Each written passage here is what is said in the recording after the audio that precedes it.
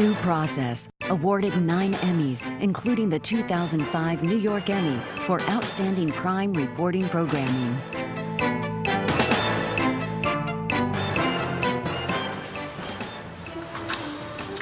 Will New Jersey's death house be shut down?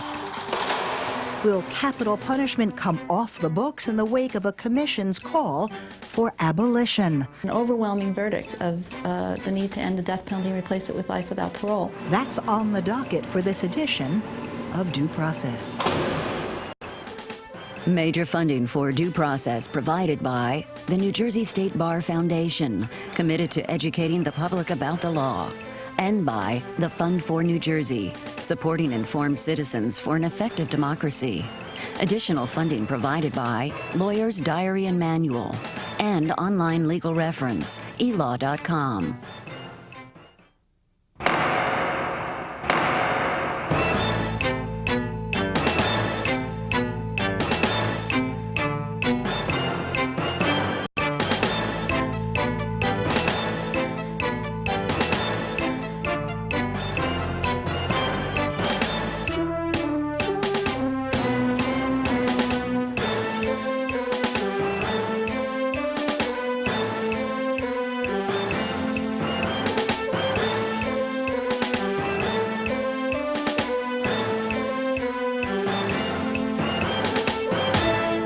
There's been no execution here for more than 4 decades, but for most of that time, it's been legally possible and increasingly inevitable, which is why the new report from the state's Death Penalty Study Commission is getting such strong reaction. Could the call for abolition spell the end to capital punishment here? I'm Raymond Brown, and we'll ask the commission chair, a former Superior Court judge, and a legislator who says this fight's not over yet. But first, here's Sandy King to bring us up to date on the players, the politics, and the persistence of capital punishment in this state. Raymond, it's been so long since there's been an execution here, some New Jerseyans might be surprised to learn that the death penalty is still on the books, with 9 potential candidates on death row, one with nearly all appeals exhausted. Yes, there's been a moratorium in place while the commission did its work, but with no guarantees of what would come next. And even with the commission's call to finally end it officially and for good, it's now in legislative hands to decide if this scene will ever play out here. Dead man walking. The hour of execution. We haven't had one here for 43 years, though death sentences have been handed down, and New Jersey's death row has stayed open. At some point in time, we have to look at the process and accept the fact the death penalty is not going to happen, and look at the fallout, look at the damage that they're creating to crime victims as a result of that. And that was the reason that Richard Pompelio, his son Tony murdered in 1989, gave this commission for calling an end to the ultimate deadly sentence. The death penalty keeps the victim in the system, which means the victim has to go through one more trial. The victim has to read these outrageous decisions by the Supreme Court of New Jersey, in which they come up with these ridiculous ways to overturn a death penalty. That will hopefully stop. For Catholic Bishop John Smith, the reason was religious. My purpose is to signify to the Commission that the death penalty, in our view, is not consistent with evolving standards of human decency. And for Larry Peterson, imprisoned 18 years for rape and murder, freed just last year after DNA proved his innocence, it was the warning of the risk of the ultimate mistake. If the state would have made the mistake of executing me, it would have been an irreversible mistake that the state would have been doing. If you take a life, you can't turn around and correct the wrong. There have been 182 individuals in the United States who have been exonerated with post-conviction DNA testing. 14 of them were sentenced to death. Barry Scheck's Innocence Project has been responsible for a large share of those exonerations. We have freed and exonerated 40 people through the judiciary system. Jim McCloskey's Centurion Ministries has been the advocate in dozens of others. There's a variety of reasons why innocent people get convicted, and it happens just as often, in my view, in capital murder cases as it does in any other kind of serious felony crime. So the commission charged with making the state's most thorough appraisal of the death penalty ever heard a range of reasons for turning moratorium into abolition. Taking the death penalty off the table, at least we're not going to kill an innocent person. Today there's DNA evidence. Defendants get mandatory appeals. It's almost impossible to get a conviction, let alone a sentence, of an innocent person. But the bipartisan commission heard other voices too.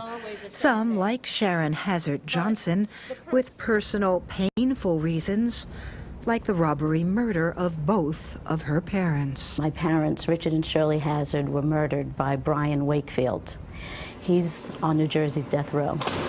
Wakefield snuffed out 2 beautiful lives, not just 2, but all the rest of us that are left behind.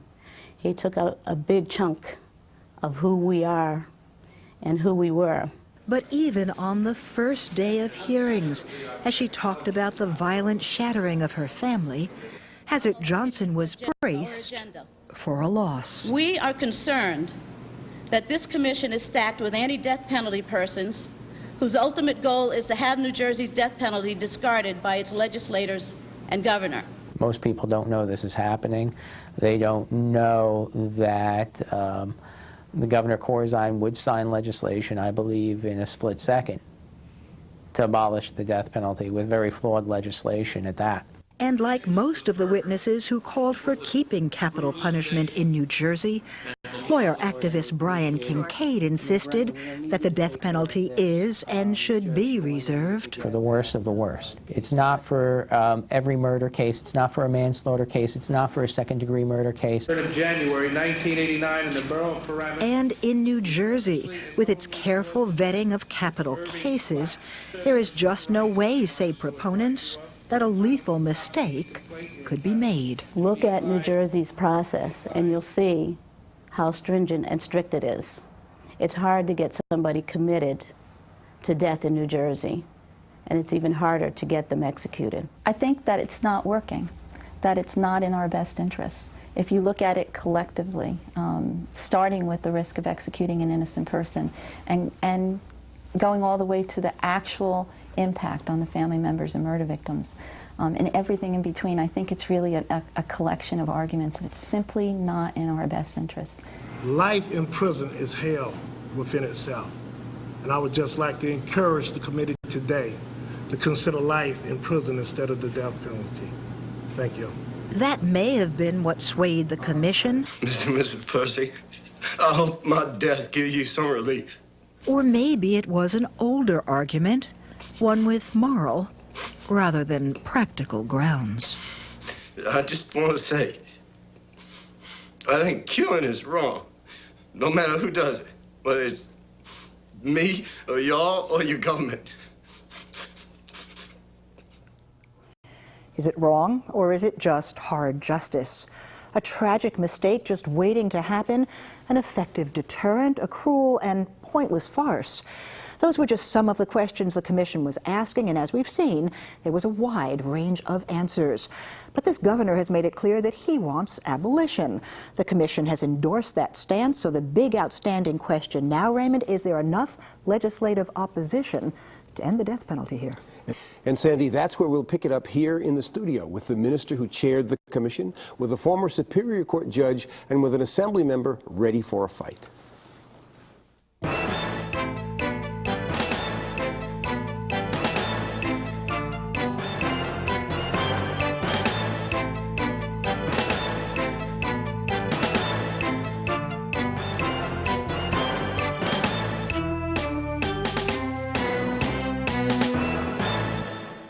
Think about the death penalty. If they deserve it, they should get it.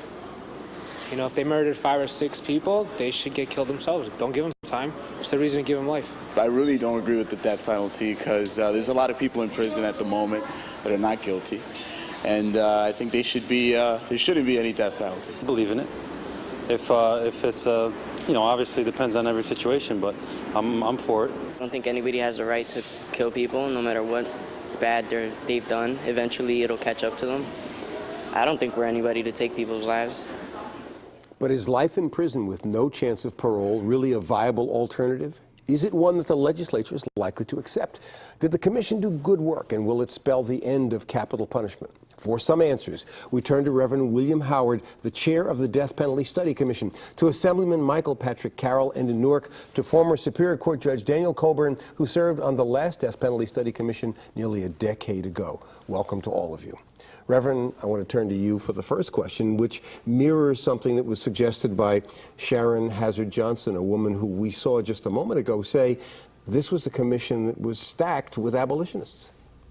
Well, we were 13 members, as you know, and at the outset of our work back in June, we did a straw poll. As chair, I wanted to get on the table what biases there might be or what biases we might confess to. And it was quite remarkable when you consider that at the end of this work, we had one dissenting vote, that there were quite a variety of views on the death penalty. And I would say that most members of this commission would support the death penalty under some circumstances. But wouldn't it be your perception that the belief in the public and perhaps in the legislature that it was a fairly balanced commission is essential to this commission's study having an impact on the legislature? Well, more than that, Ray, I think a careful study of this report and the attending documentation would reveal that this is a very, very carefully considered report.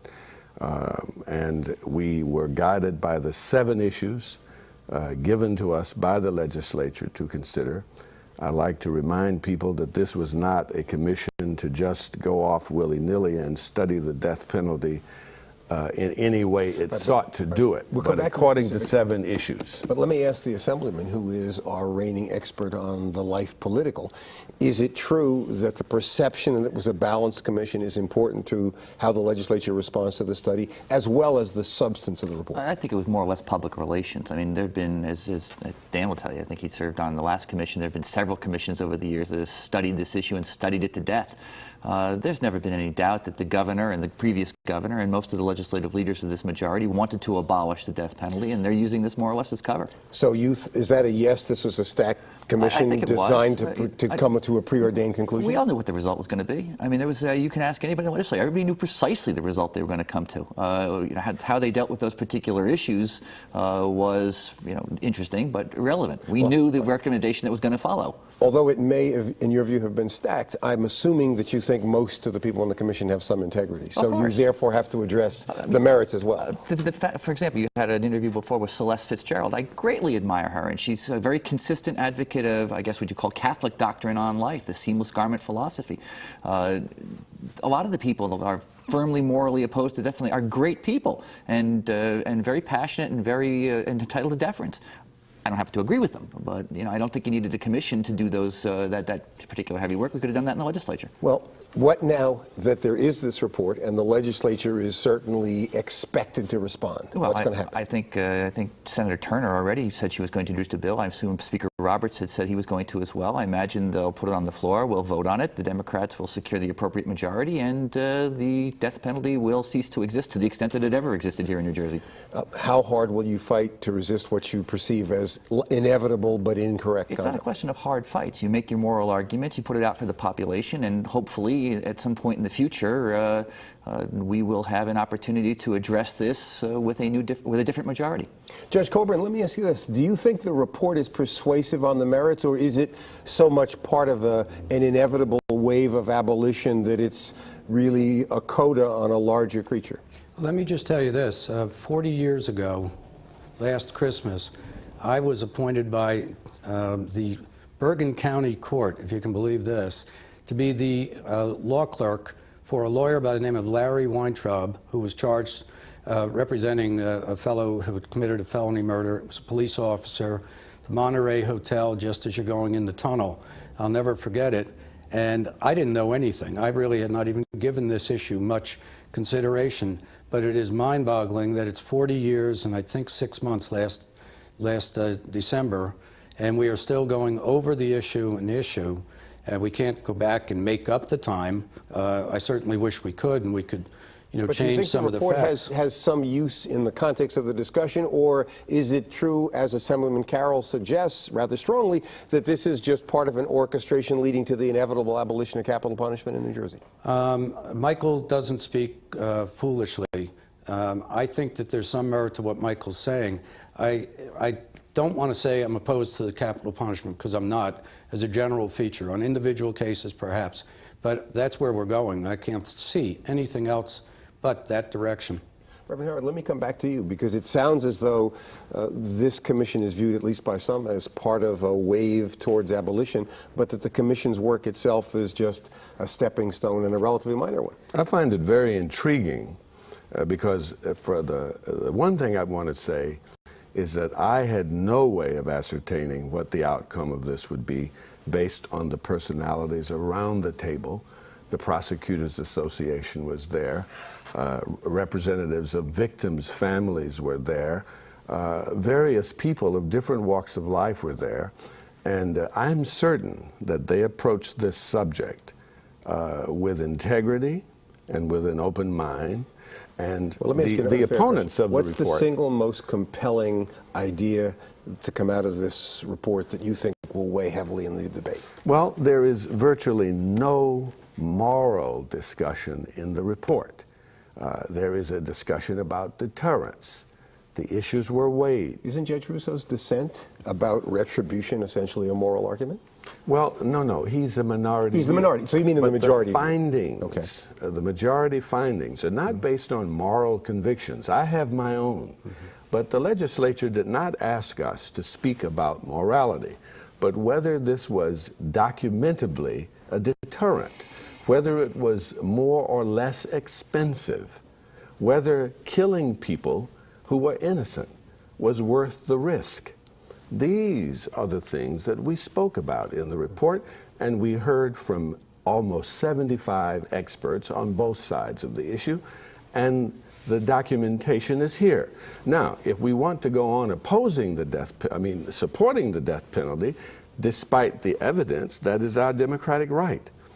But maybe this report recommends a change in policy because the facts will speak for themselves. Well, the very first point, the very first issue they raised, you mentioned it before, was retribution, and they blithely dismiss as irrelevant that particular function. They talked about deterrence. Well, obviously a person who has been executed isn't going to kill anybody else.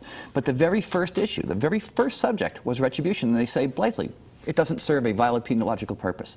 And that's nonsensical. That's precisely what punishment is for. Judge Coburn, let me ask you about a view that is reflected in this report and is an interesting one, not easily understood. And that is, there are some people who, on a number of grounds, oppose the death penalty. And there are others who say, let's abolish it in New Jersey because it's not functional.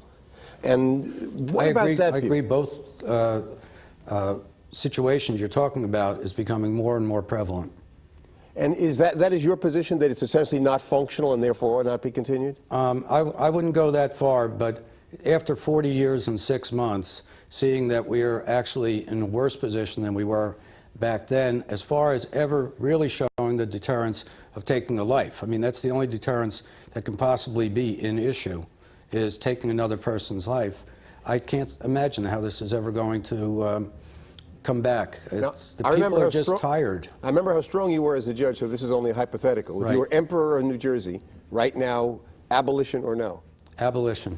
Now, Reverend Howard, let me come back to another point that I think is a difficult one to understand. The Commission looks at costs, says it's very difficult to quantify, and then at the end suggests, in fact recommends, that the savings from the system we now have should be used for victims. It's hard to reconcile that. The Commission, in its findings, asserts that it is more expensive.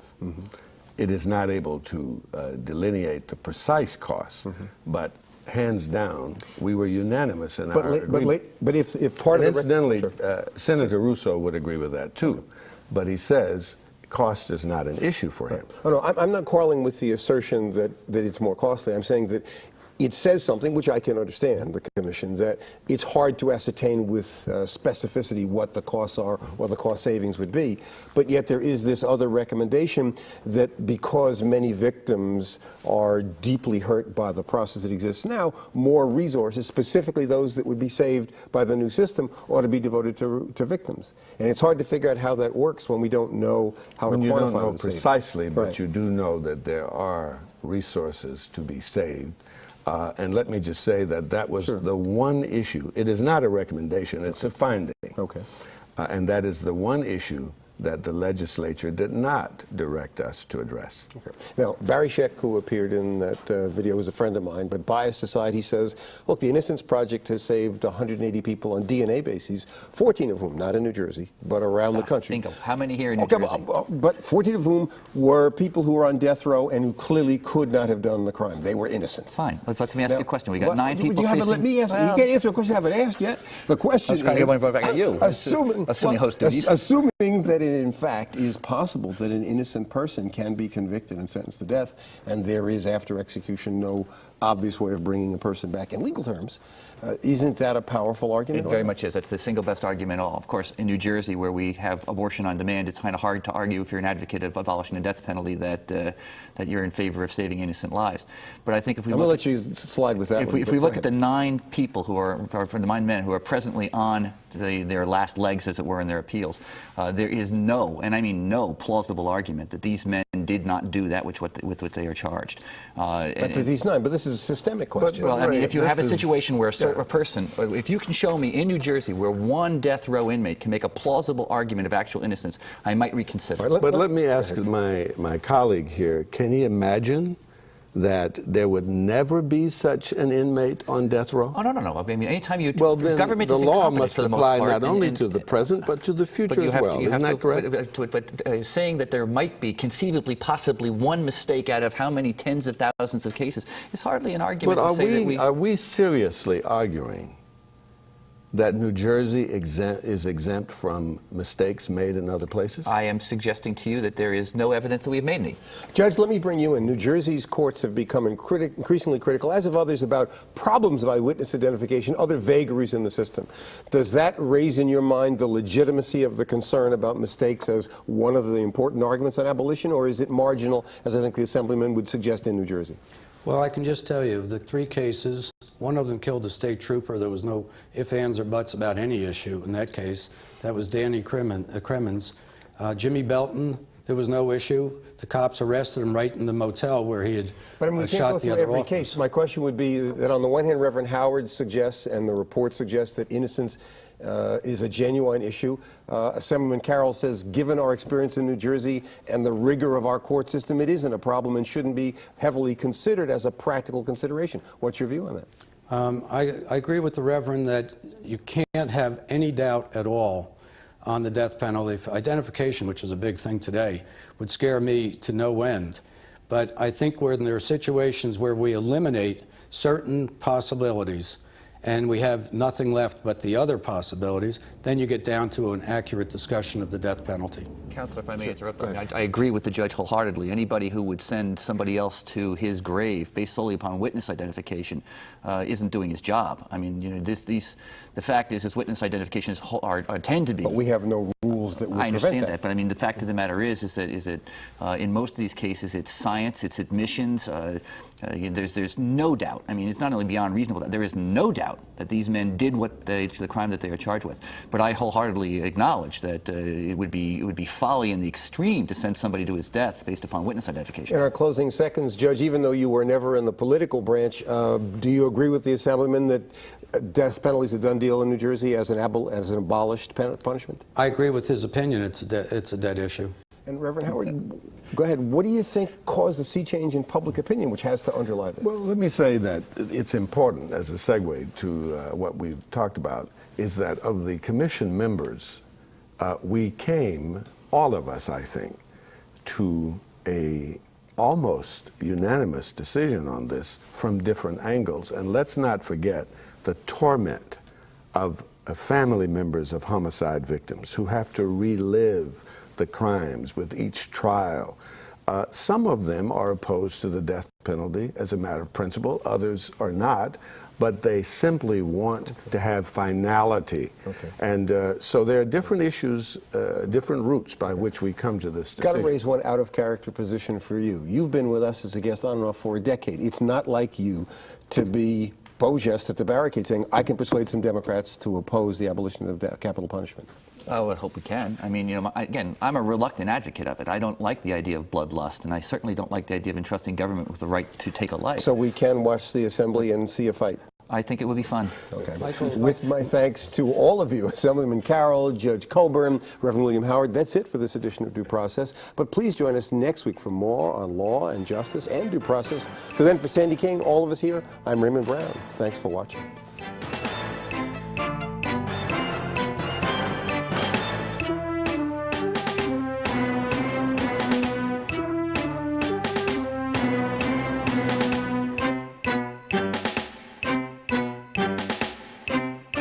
Because the baton's already passed, the death penalty is the law. It's the law in New Jersey. And it should be respected for what it is, and it shouldn't be neglected, it shouldn't be railroaded, it shouldn't be hijacked. It should be administered the way it's supposed to be administered. The study commission did look also at life without parole as an alternative punishment, and they concluded that it's stronger, it's fairer, and it's more certain. It's more certain for the family members, it's more certain for everyone. Life without parole should be the alternative to the death penalty.